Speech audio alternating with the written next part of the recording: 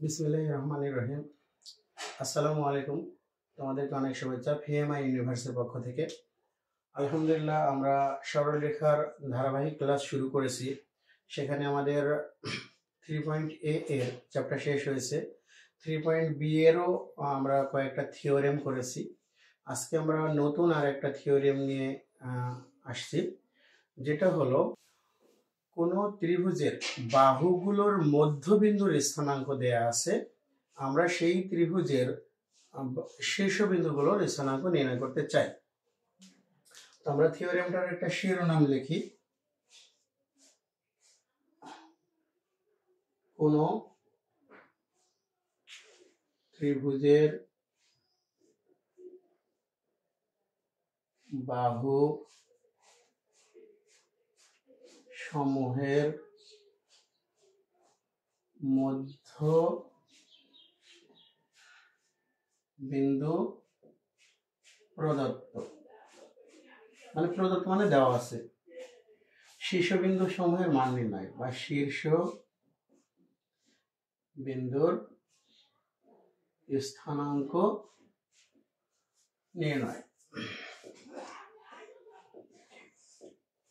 আমরা প্রথমে একটা চিত্র আঁকি, সেই চিত্রের উপর একটা বর্ণনা দেব। তো এখানে আমরা ভাষাটা এভাবেই লিখলাম, কোন ত্রিভুজের বাহুসমূহের মধ্যবিন্দু প্রদত্ত, অর্থাৎ বাহুসমূহের মধ্যবিন্দুগুলো দেয়া আছে, আর শীর্ষবিন্দুর স্থানাঙ্ক আমাদের নির্ণয় করতে হবে।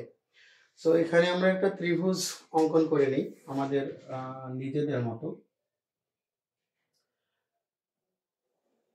এটা একটা ত্রিভুজ, যেখানে এই ত্রিভুজের এ বি সি, তোমাদের এই বিসি এর মধ্যবিন্দু পি, এবি এর মধ্যবিন্দু একটা নিয়ে নিচ্ছি, এসি এর মধ্যবিন্দু আমরা এটা ধরে নিলাম, এসি এর মধ্যবিন্দু আমরা মোটামুটি ধরে নিচ্ছি আর কি, কিউ, এবং এবি এর মধ্যবিন্দু হচ্ছে আর। এই হচ্ছে আমাদের মধ্যবিন্দুগুলো। তো এই পি কিউ আর এর স্থানাঙ্ক আমাদের দেয়া আছে, আমরা এটাও ধরে নিই। পি কিউ আর এর স্থানাঙ্ক হচ্ছে, আমরা ধরে নিলাম x1, y1,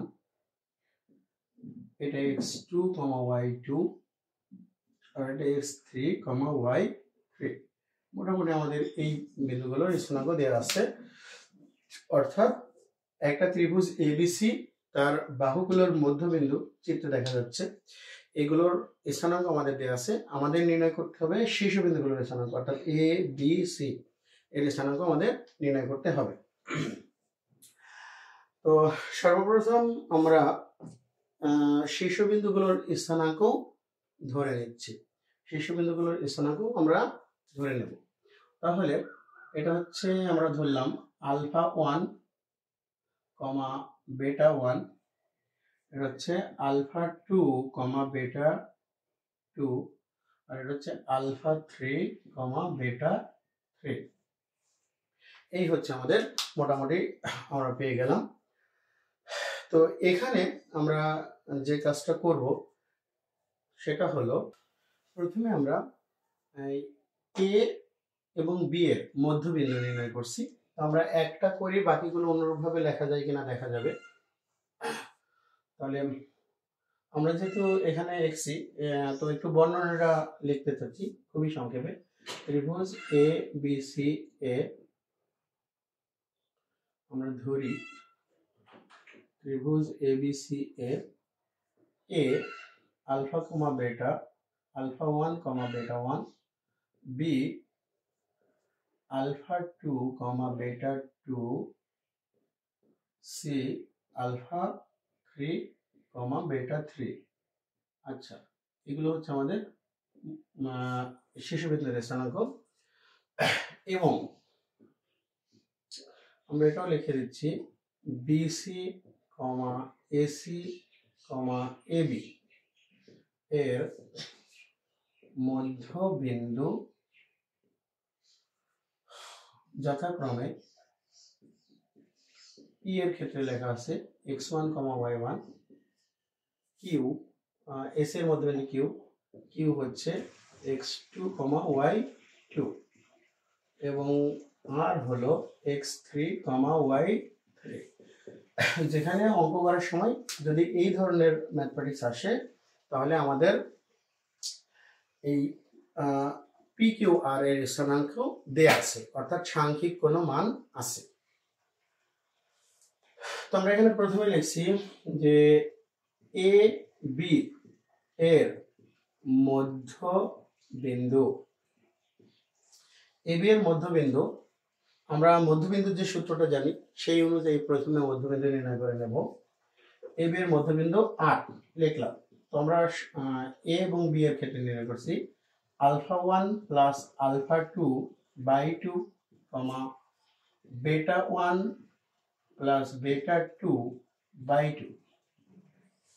কিন্তু আসলে আর বিন্দুটা কত সেটা আমাদের প্রদত্ত, মানে দেওয়া আছে। তো আমরা প্রশ্ন মতে বলি এখানে একটা সমীকরণ তৈরি করার চেষ্টা করব। প্রশ্ন মতে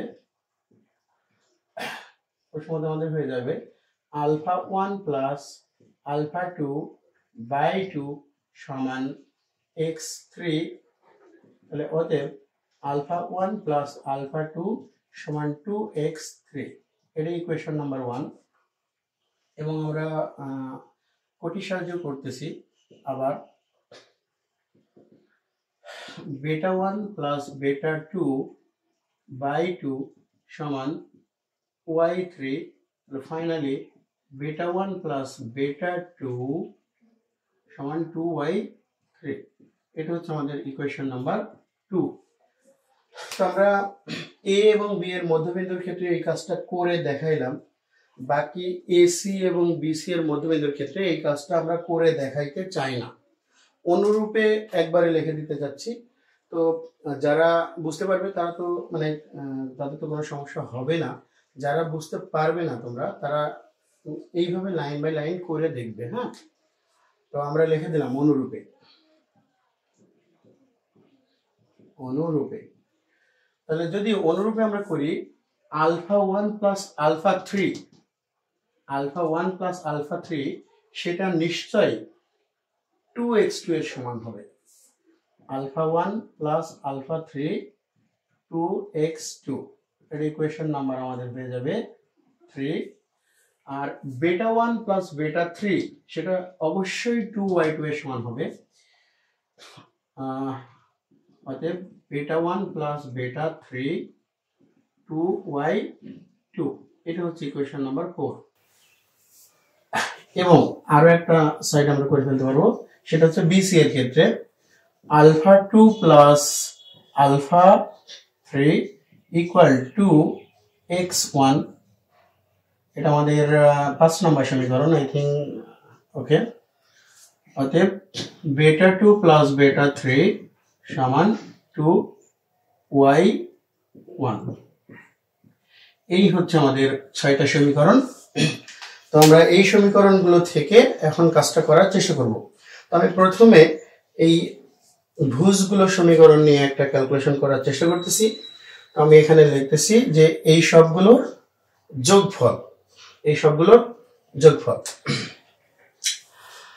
অর্থাৎ আমরা বিষয়টা চাইলে এইভাবেও করতে পারি, 1 প্লাস 3 প্লাস 5 হতে আমরা যেটা পেয়ে যাচ্ছি হতে পাচ্ছি, একবার আমি করে দিলাম 2α1 প্লাস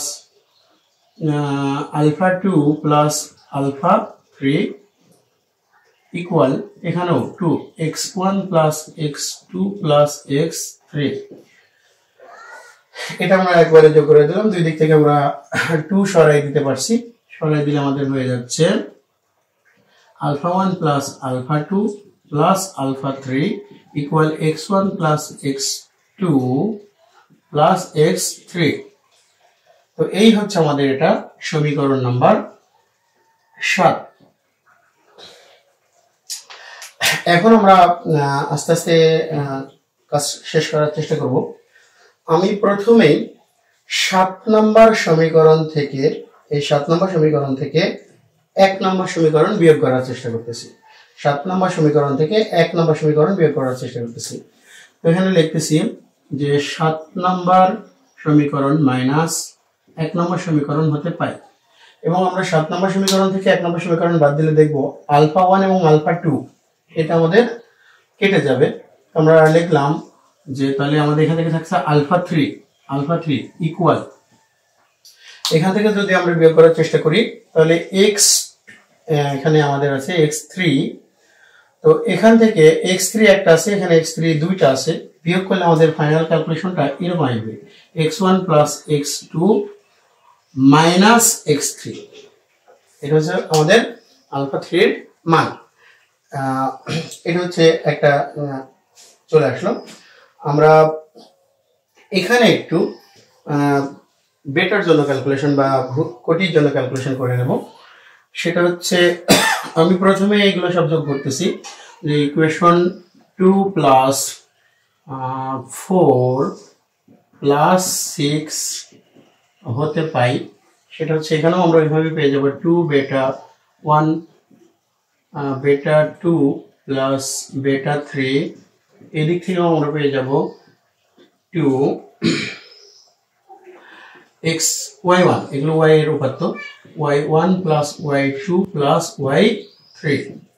ফাইনালি আমরা এরকম পেয়ে গেলাম বেটা 1 প্লাস বেটা 2 প্লাস বেটা 3 equal y1 plus y2 plus y3।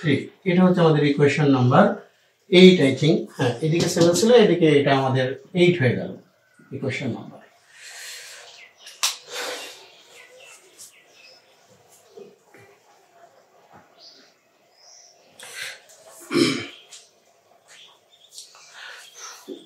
এখন আমরা ইকুয়েশন 8 থেকে 2 বাদ দিচ্ছি, তাহলে 8 নম্বর সমীকরণ হতে 2 নম্বর সমীকরণ বিয়োগ করি।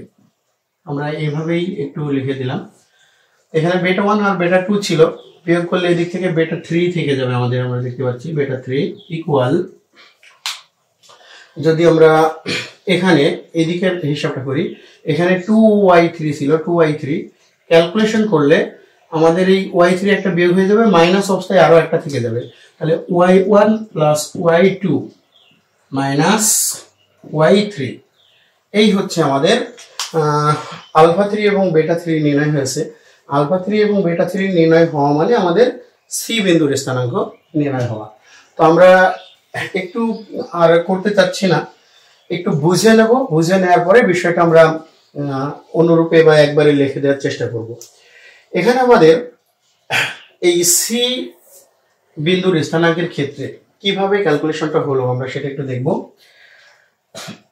x1 plus x2 minus x3, অর্থাৎ এই সি বিন্দুর কাছাকাছি, সি বিন্দুটা যে দুইটা বাহু দ্বারা তৈরি হয়েছে, অর্থাৎ সি বিন্দু যে দুইটা বাহুর ছেদ বিন্দুতে তৈরি হয়েছে, সেই দুইটা বাহু হচ্ছে এসি এবং বিসি এই হিসাব অনুযায়ী।